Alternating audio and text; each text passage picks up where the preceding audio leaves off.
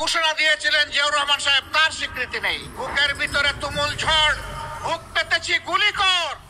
বাংলাদেশ জামায়াতে ইসলামী ঢাকা মহানগরী দক্ষিণ শাখা কর্তৃক আয়োজিত প্রিয় বাংলাদেশের ৫৪তম স্বাধীনতা দিবসের প্রাক্কালে বিজয় মিছিল পূর্ব এই সমাবেশের সম্মানিত সভাপতি, মহানগরী দক্ষিণের সম্মানিত আমির, কেন্দ্রীয় নির্বাহী পরিষদের অন্যতম সদস্য জননেতা জনাব নুরুল ইসলাম বুলবুল, মঞ্চে বসা বাংলাদেশ জামাতে ইসলামীর অন্যতম নির্বাহী পরিষদ সদস্য বিশিষ্ট আলেমে দ্বীন জনাব AHM আব্দুল হালিম,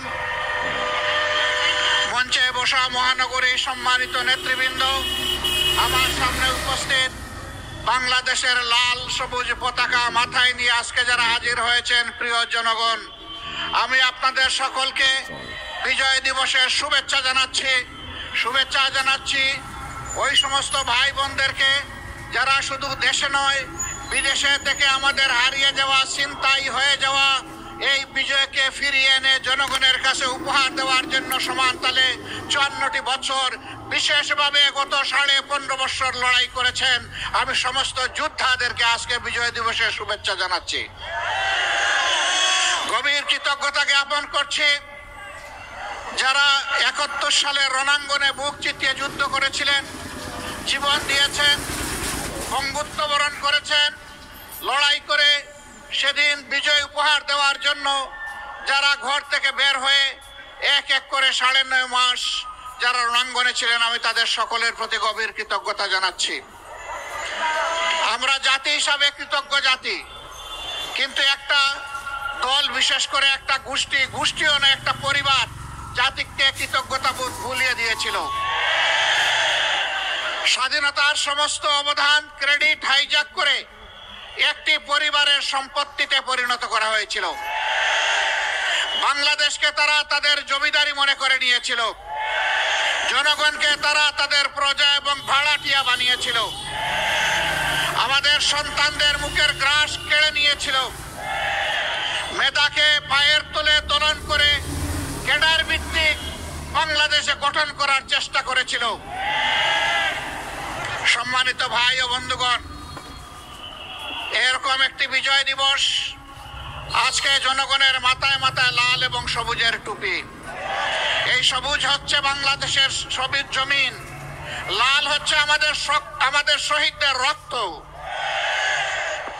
এটা সূর্যের চেয়েও দামি। এই রক্ত দেওয়া শুরু করেছিল এই জাতি ৪৭ সালে। তখন থেকে রক্ত দিয়ে দিয়ে ২৪-এর ৫ আগস্ট পর্যন্ত এই রক্ত দেওয়া অব্যাহত হয়েছিল।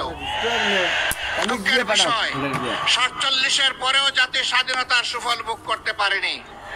আবার ৭১-এর পরেও জাতির স্বাধীনতা হাইজ্যাক হয়ে গিয়েছিল। আজ পর্যন্ত কোনো জবাব নাই এই জাতির সামনে, কেন সেদিন মুক্তিযুদ্ধের সর্বাধিনায়ক পাকিস্তানি আর্মির আত্মসমর্পণ অনুষ্ঠানে থাকতে পারলেন না? কেন তাকে পদে পদে অপমানিত করা হয়েছে? কেন তার স্বীকৃতি নেই? কেন যিনি স্বাধীনতার ঘোষণা দিয়েছিলেন জিয়াউর রহমান সাহেব, তার স্বীকৃতি নেই? তারা সকলের অবদানকে ম্লান করে, আমি আগেই বলেছি, একটা পরিবারের সম্পদে পরিণত করেছিল বাংলাদেশের স্বাধীনতাকে। মুক্তিযুদ্ধের চেতনার নামে তারা জাতিকে শোষণ করেছে, ধোঁকা দিয়েছে, জাতির উপর জুলুম করেছে, জাতির অধিকার কেড়ে নিয়েছে, জাতিকে দাসে পরিণত করেছিল। বিশেষভাবে অভিনন্দন জানাই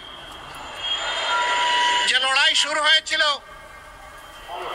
৭২ সাল থেকে সত্যিকারের স্বাধীনতার সুফল ভোগ করার জন্য, জনগণের হাতে স্বাধীনতার সুফল তুলে দেওয়ার জন্য। সেই লড়াইয়ের একটা পর্ব সমাপ্ত হয়েছে ২৪-এর ৫ই আগস্ট।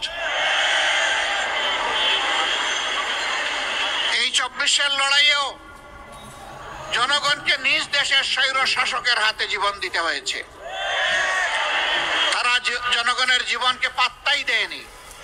গুলি করেছে মাটি থেকে, গুলি করেছে আকাশ থেকে, গুলি করে জনগণের বুক ঝাঁঝরা করে দিয়েছে। এই লড়াই লড়াইয়ের প্রতীক হচ্ছে শহীদ আবু সাইদ। হাতের মধ্যে কোনো আগ্নেয়াস্ত্র ছিল না, বোমা ছিল না, ককটেল ছিল না, খালি হাতে আরেক হাতে রাবারের একটা স্টিক নিয়ে এসে দাঁড়িয়েছিল। সে বলেছিল, বুকের ভিতরে তুমুল ঝড়, বুক পেতেছি, গুলি কর। সেই জ্বরটা কি ছিল? সেই জ্বর কি একা তার ছিল? নিশ্চয়ই না। বাংলাদেশের অধিকার কেড়ে নিয়ে, জনগণের অধিকার কেড়ে নিয়ে জনগণকে যে দাসে পরিণত করেছিল, সেই ঝড় তার বুকের মধ্যে ছিল। এত রক্ত, এত ত্যাগ, এরপরে আমরা যেটাকে বলা হচ্ছে দ্বিতীয় স্বাধীনতা, এই স্বাধীনতার প্রতি সম্মান দেখানো এখন আমাদের নাগরিক এবং জাতীয় দায়িত্ব। জীবন দিয়ে যারা বিদায় নিয়েছে তারাও আমাদের জাতীয় বীর। এই লড়াইয়ের ময়দানে দেশে বিদেশে যারা শরিক হয়েছে তারাও আমাদের জাতীয় বীর। আমরা জাতীয় বীর দেখে আমাদের উচ্চ শিখরে রেখে তাদেরকে আমরা সম্মান জানাতে চাই। জাতীয় বীরদের এই অবদান কোনো ব্যক্তি, কোনো পরিবার, কোনো গোষ্ঠী, কোনো দলের লাল লোলুপ দৃষ্টির সামনে এটা যেন হারিয়ে না যায়। বাংলাদেশের জনগণকে পাহারা দিতে হবে। আপনারা পাহারা দিতে পারবেন?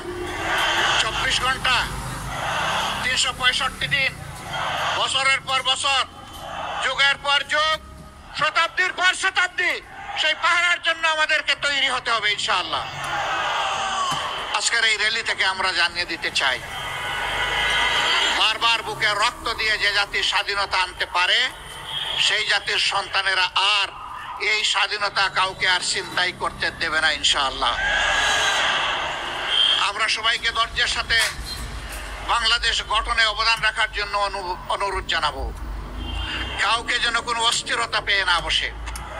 আমরা পরিষ্কার বলে দিয়েছি, 15.5 বছরে কিছু আবর্জনা, কিছু জঞ্জাল তৈরি হয়েছে, সেই জঞ্জাল পরিষ্কার করতে হবে। নির্বাচনের সুষ্ঠু পরিবেশ নিশ্চিত করতে হবে। জনগণের ভোটার তালিকা শুদ্ধ এবং সুষ্ঠু করতে হবে। দেশের জনগণের করতে হবে, বিদেশে আমাদের প্রবাসীরা যারা আছে তাদেরও এই তালিকায় অন্তর্ভুক্ত করে আগামী নির্বাচন হবে ইনশাআল্লাহ। আমরা একজন নাগরিক ভোটার তালিকা তাকে বাদ পড়ুক, আমরা এটা চাই না। এর জন্য যা করা দরকার সরকারকে তাই করতে হবে।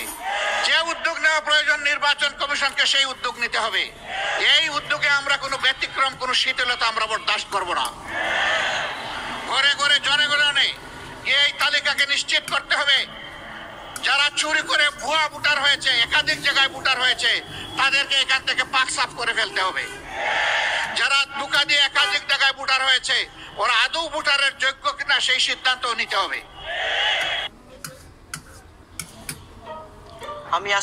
অসাধারণ জ্বালাময় বক্তব্য দিলেন জামাতের আমির সাহেব।